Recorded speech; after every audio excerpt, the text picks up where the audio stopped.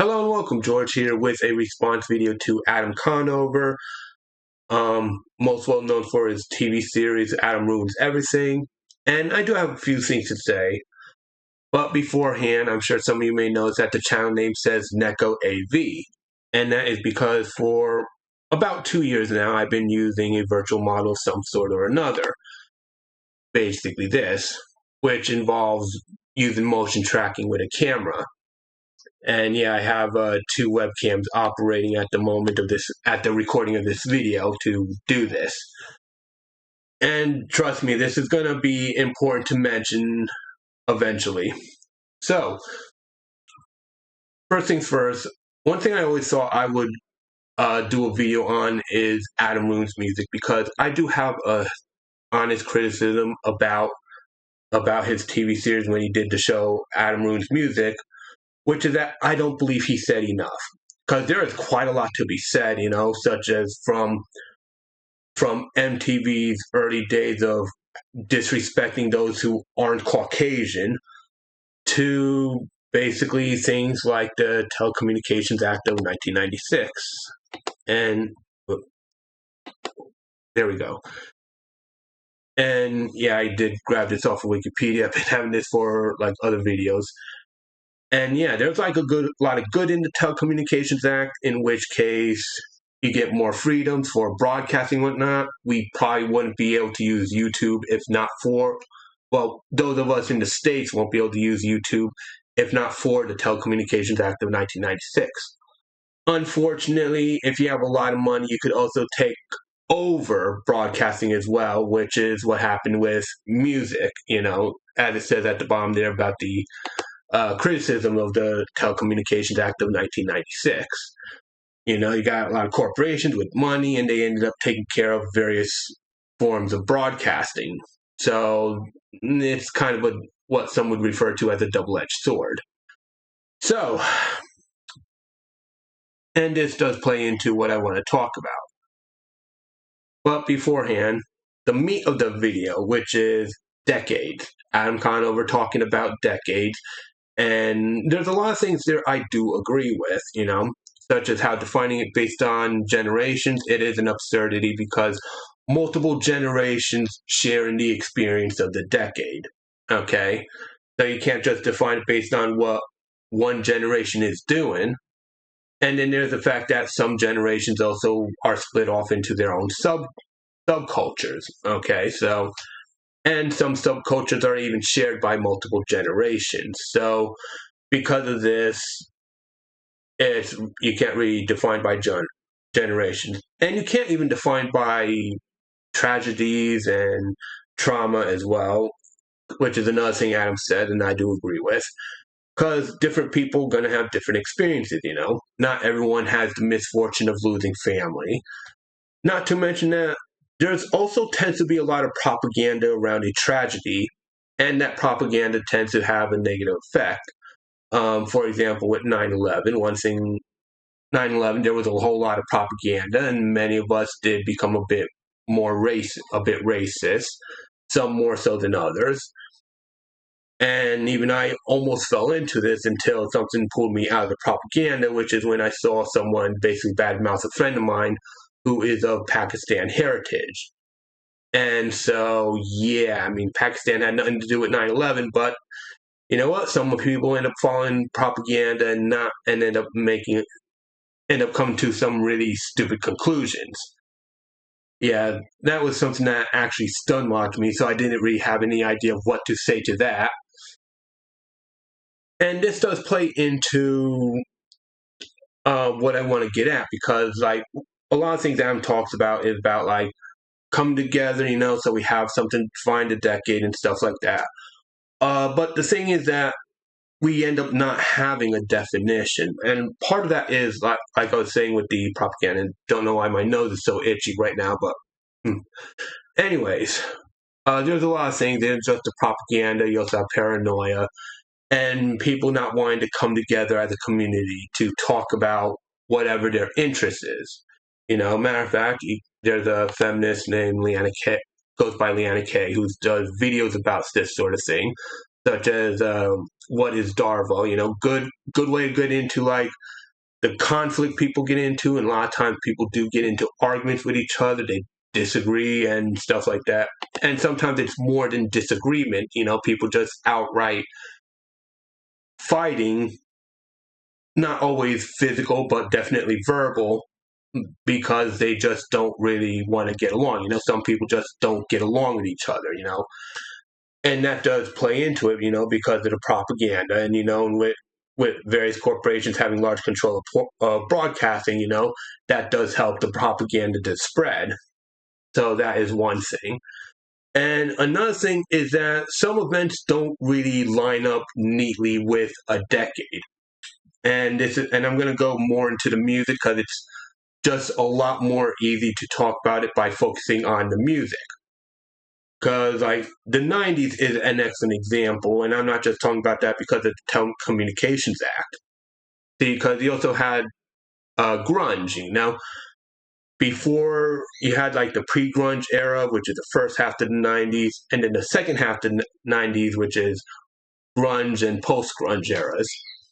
And because of this whole thing with grunge, like there was a huge difference in it. Got a lot of people trying to do what grunge was doing, but also a lot of other people doing their own thing that's kind of rebelled against what pop culture was, which is the kind of stuff that oftentimes was pushed by the corporations. So you had the big names like Backstreet Boys, Spice Girls, as well as people like Britney Spears and the like getting big, but you also had a lot of these other acts that other people pay attention to that, and they didn't really care about it.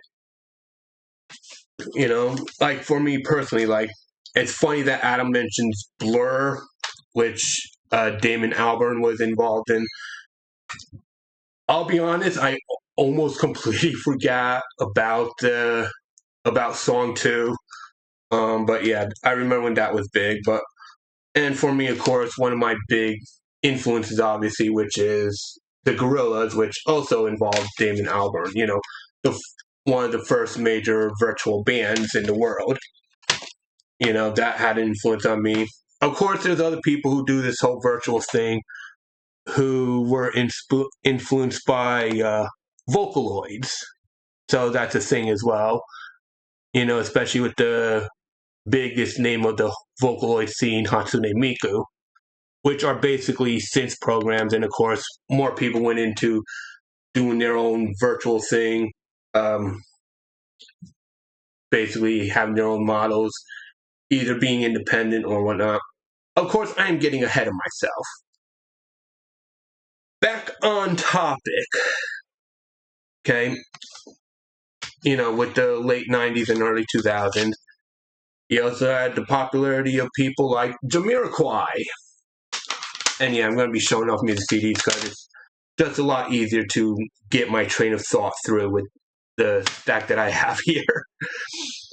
But then come the 2000s, and this is where things were really diverse, but a diversity that wasn't celebrated. And because of how things were with the music business, which played a part in the splintering of monoculture, because as people in Adam's comment section pointed out, we did have a monoculture, but things started mid-90s, A lot of people point to grunge. Some people actually do point to the Telecommunications Act for this split. I think it's just that everyone was just finding their own thing to enjoy. And yeah, to give an idea of that diversity, I got this here. Best of 2001, Volume 10, which includes not just big names like Britney Spears and Michael Jackson, but also others that some may or may not remember, such as Enrique Iglesias, Christina Milian, Shakira, Jennifer Lopez, Alicia Keys, Jewel, Aaliyah, Lil Wayne, Nelly, Bubba Sparks.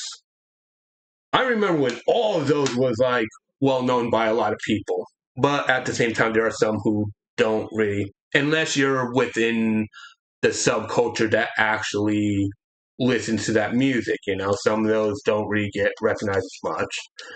And of course, as times change and internet became a thing, internet was more of a thing. People went exploring outside to see what lies in the rest of the world that gets uploaded to the internet, and many people get introduced to others. Like for me personally, it's Stradivarius. Can't really see it all that well because of the glare. Sonata Arctica and Death Stars. So yeah, and of course you still have like the Spanish music as well, such as Bellanova and Zoe. Reptiletric being one of my top favorite CDs, as well as people getting into the Japanese music, which would include Angela, though I don't know how many people talk about Angela all that much, as well as the Pillows, who became well known in the West thanks to the anime Fooly Cooly. So you have a whole lot of this splintering. And while it would be great for a lot of people to come together and talk about the music they enjoy, the unfortunate fact is, like I said earlier, you got a lot of people who are not into it. Some people get aggressive. Some people get volatile. And there's a pushback against everything, even the virtual stuff. Because, like I was saying, like I've already pointed out with Vocaloid, and it isn't just like little things like people like me using a digital avatar. You also have, let me see. You got people who are independent who manage to get massive concerts, such as this one here, the Virtual Vacation concert. And then you have some who do collaborations, such as those in the V Shoujo agency. Did a collab for doing cover songs from the game Nikkei, as well as those who, surprisingly enough, are in corporations, but the corporations who come off at the CEO at least comes off as one of those people who respects the music, which is more than I could say for other CEOs. And of course, I'm talking about Hololive, who in 2023 had an event where members of Hololive were doing the announcements for a Japanese baseball game. And in 2024, at Dodger Stadium in LA, members of Hololive got to do so as well, which included some music that a lot of people who went there actually did enjoy. Of course, though, because like I said before, people have distrust about the virtual, with some even arguing that music is being ruined by CGI, even though audio doesn't really have an effect from the video unless you're doing some sort of weird cross thing with the coding. But yeah, like we have all these subcultures, both virtual and non-virtual, be it Spanish, Japanese, English, and whatever else. And it isn't centralized to language, because even then, like with the mention of Spanish, I mentioned Zoe, I mentioned Bellanova, and of course with V Shoujo, they have Iron Mouse, who's well known for her streaming and her singing and her gaming. But at the same time, a lot of people when it comes to Spanish, a lot of people, you ask them when it comes to those more familiar with what's being broadcast, the most you're going to get is either Daddy Yankee or someone who copies Daddy Yankee. Not here to bash on reggaeton, it's just, and that's what most people know Spanish music for, so. And it's hard to really say if that is a defining thing for Spanish music. And the same can be said of English music, Japanese music, and the various genres that these musicians go into. And while I can agree when it comes to the whole matter of language, you also have a lot of this other stuff that plays into that isn't clearly defined by decade, but more by what the subcultures do. And so that's basically what my video is on this. So with all that said, I am George, as well as Neko AV, and I do thank you for watching.